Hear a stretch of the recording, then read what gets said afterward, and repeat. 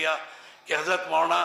شاہد صاحب سالمپوری نے کسی موقع پر لکھا کہ شاہ صاحب 4 سال تک مظاہری روم میں رہے ہیں۔ میری معلومات کے مطابق کہیں کسی سوانح نگار نے، کسی مقالہ نگار نے شاہ صاحب پر گفتگو یا کام کرنے والی کسی شخصیت نے کبھی کہیں یا نہیں لکھا۔ یہاں میں سمجھتا ہوں اس کی بہترین توجیہ ہے کہ جس طرح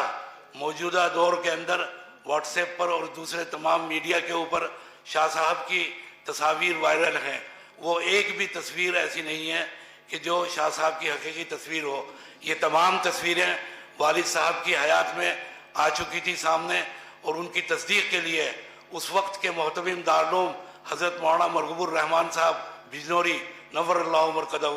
اور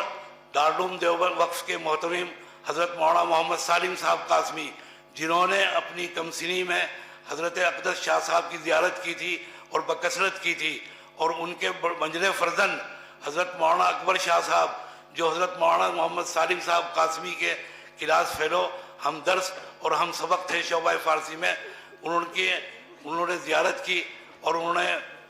تردید کی، فرمایا ان میں سے کوئی بھی تصویر حضرت شاہ صاحب کی نہیں ہے۔ تو موجودہ دور میں جتنی تصاویر ہیں وہ سب کی سب غیر یقینی اور غیر تصدیق شدہ ہیں، اور وہ اس کے اندر ایک شاہ صاحب جو صاحب زلف دراز ہیں، مولانا محمد انور شاہ صاحب، وہ ملتان کی شخصیت ہے۔ کسی ظالم نے اس تصویر کو شاہ صاحب کی طرف منسوب کر دیا۔ ہو سکتا ہے مظاہر میں جو شاہ صاحب کی تعلیم علمی کا دور بیان کیا جا رہا ہے وہ کوئی محمد انور شاہ مقامی فرد ہو، مقامی تلمیذ ہو، مقامی شاگرد ہو، مقامی طالب علم ہو۔ شاہ صاحب کی وہاں پر کوئی تعلیمی سلسلہ کبھی نہیں رہا، نہ کبھی شاہ صاحب نے بیان فرمایا۔ تیسری بات یہ ہے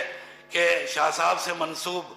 جو مشہور واقعہ ہے ان کی قوت حفظ کو بیان کرتے ہوئے ان کے مصر کا سفر، ان کے شاگرد رشید شارح بخاری حضرت مولانا سید احمد اللہ بجنوری نے واضح صاف لکھا کہ شاہ صاحب کا کوئی سفر مصر کا ہے ہی نہیں، کوئی سفر کیا ہی نہیں۔ تو یہ واقعہ بھی خلاف واقعہ ہے اور اس کے اندر بھی کوئی حقیقت نہیں ہے۔ ان تمام چیزوں کی وضاحت ضروری تھی اس موقع کی مناسبت سے، اور اس کو غنیمت جانتے ہوئے میں تمام حضرات کا شکریہ ادا کرتا ہوں جن حضرات نے یہاں پر مقالہ نگار تشریف لائے اور انہوں نے شرکت فرمائی، اور جو صاحب رحمانی صاحب وفات پا گئے اور شہادت کے درجے پر فائز ہو گئے، میں ان کے متعلقین سے تعزیت مسنونہ بھی پیش کرتا ہوں۔ وآخر دعوانا ان الحمدللہ رب العالمین۔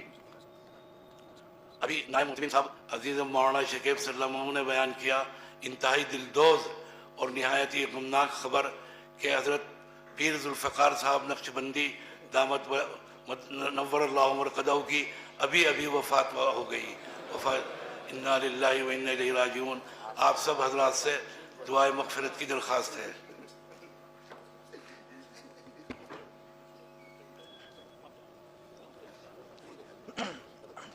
میں